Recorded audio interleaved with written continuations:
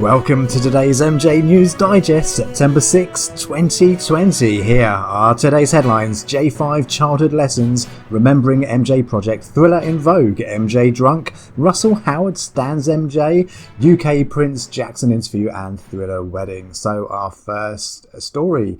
It's interesting. This is an editor's column, Childhood Lessons Learned at Playtime with the Jackson 5. This is interesting. It's nice to see the Jackson 5 as well getting some recognition. So it's still hard to believe that Michael Jackson, the undisputed king of pop, has been gone for more than a decade. His sudden death on June 25th, 2009, still shrouded in mystery and controversy. Then goes on to say, equally surprising, at least from this writer's perspective, is the relative silence and limited recognition of Jackson's birthday, which recently came and went last weekend. Well, I don't know where this writer was, but there was a lot happening for Michael's birthday. However, given the unprecedented events now dominating social media and headline news, from coronavirus and Black Lives Matters to the upcoming showdown between Trump and Biden for the White House, the mention of Michael Jackson has resulted in little more than a footnote, despite his continued impact on culture and society may have been expected. As a black man, child born in Gary, Indiana, just weeks following the onset of both the historic and turbulent decade of the 1960s in Detroit, the songbook they produced, obviously referring to Jackson 5, has forever maintained a special place in my heart and soul. Even more, I claim fellowship among a small group of blacks who as children were afforded the unique opportunity to connect with Michael Jackson and his brothers on a more intimate level. So this writer actually watched Michael Jackson, the Jackson 5, performing at one of their first live shows. This was in 1971 at the Michigan State Fair. It then goes on to say that after that, they were then able to interact with the Jackson 5. They got to meet the Jackson 5. So it says here that that's how I met Michael Jackson, with him and his brothers, and subsequently realised something so profound that I've never forgotten it. How lonely he seemed, despite being among the upper echelon of a world which I and many of my childhood friends dreamed about, longing to become part of the normative landscape which was ordinary to the Jackson 5. Yes, we all wanted to be like Mike, not the Michael Jackson who would just a few years later emerge as a dominant force.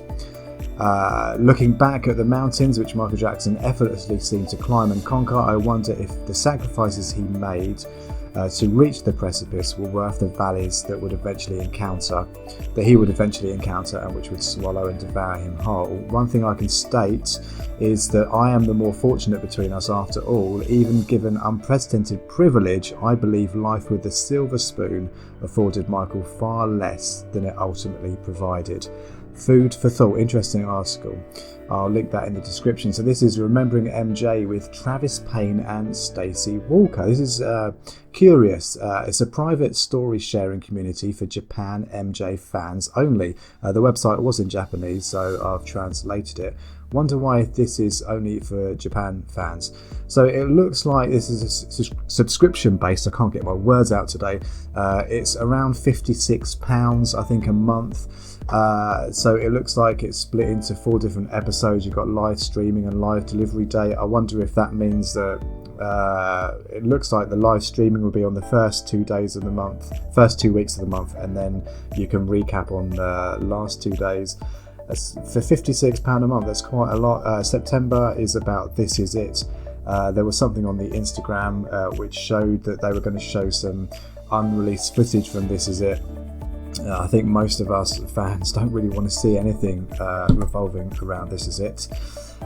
But it'd be interesting to see what they come up with. I'm not sure. I don't think I'm going to be spending my cash on this.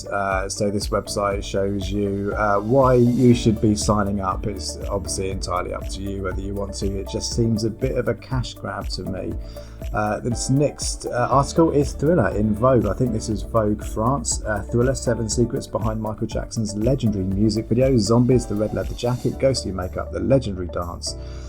How Thriller revolutionised the music industry forever. There are no secrets in this, really. If you know your Thriller facts, then none of this will come as a surprise.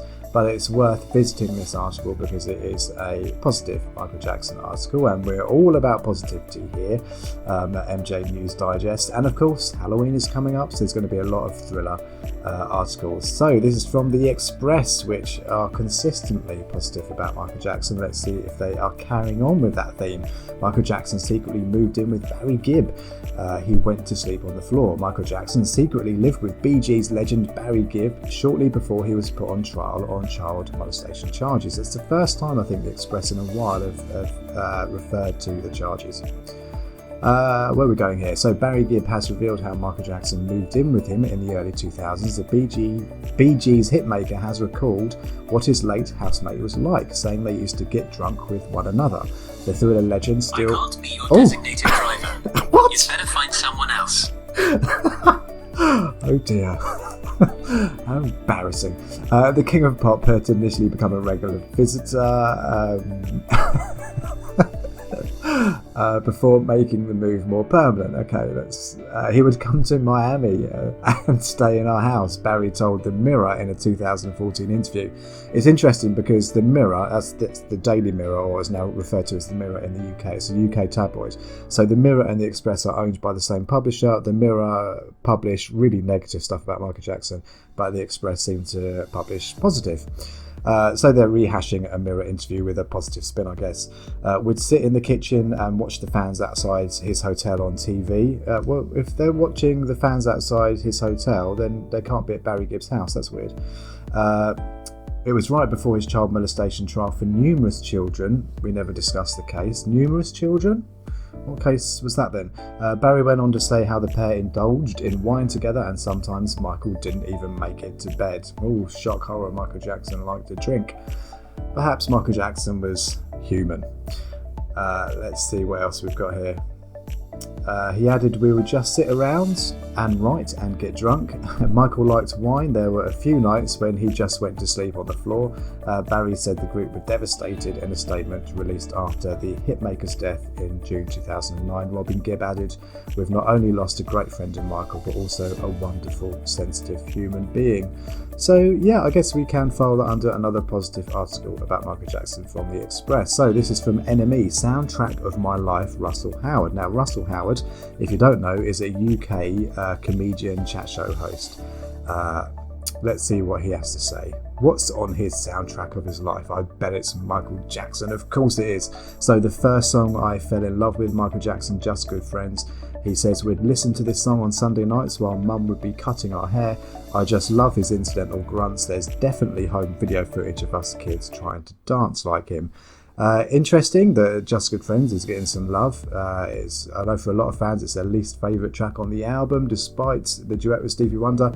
Another interesting point is that Russell Howard on his chat show and on his stand-up routines has been very derogatory and negative about Michael Jackson.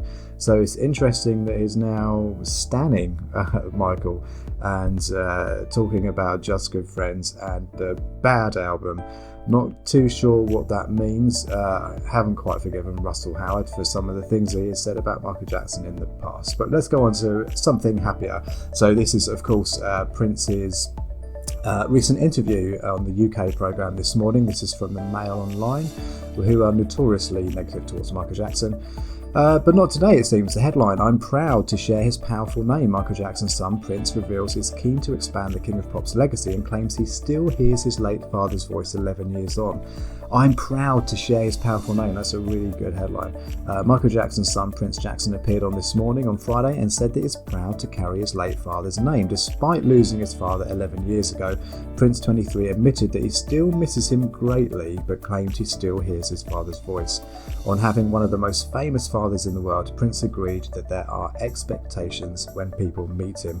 I'm sure you've seen this interview already. I will be linking this in the description. The interview, not this. I don't think I'll link this actual news article. It does say here that Jackson died in 2009 at the age of 50. Well, that's wrong. Following an overdose of the anaesthetic propofol. That's wrong. As we've talked about before on this channel, Michael Jackson did not die of an overdose. Michael Jackson was murdered.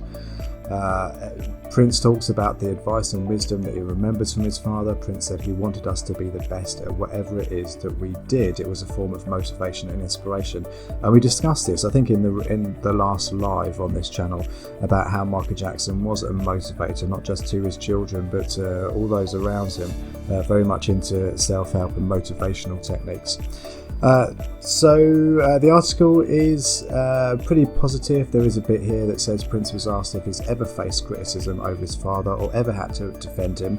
Michael has been accused of child abuse before and after his passing, but that was not directly referred to during the interview. It kind of was. Prince was very good at, I wouldn't say deflecting, I would just say turning any kind of like negativity into positivity. And I think that's just shows the impact of his father's teachings. It's a really good interview. It's quite a good article, probably the best we can expect from the Mail. So this is from the Daily Star. Again, they're normally anti-Michael, but this one isn't. Bride and groom's epic Michael Jackson's thriller First Dance. This has been all over social media. Bride Susanna Roldan Malado said it's her dream come true to be able to dance to Michael Jackson's iconic song Thriller on her wedding day. She asked for help from a professional King of Pop impersonator.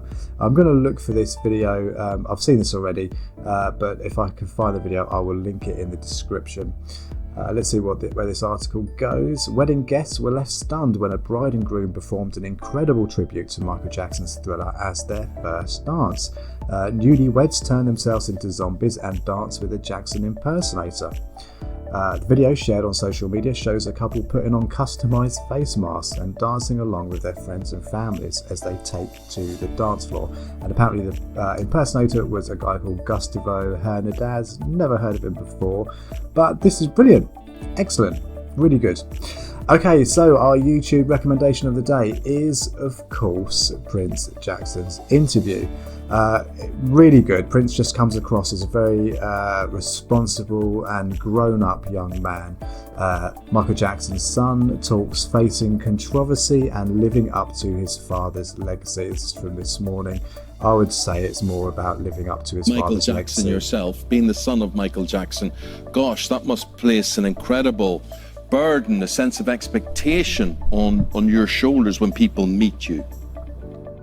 Most definitely, and I appreciate that you said being a Michael Jackson. Not a lot of people know that that's my name, and I'm very proud to share the same name as my father. And at that same, sharing that such a powerful name, you are correct that there is, I don't want to say a pressure or a weight because that gives a negative connotation, but there is this legacy that my father worked very hard to build and to maintain. And I feel that it's my position really in my life and with everything that I've been given, that I just want to continue to expand that legacy, to improve it, and to just... And that's it for today's MJ News Digest. Thank you so much for watching. I really appreciate it. Please like, comment and subscribe because the best is yet to come.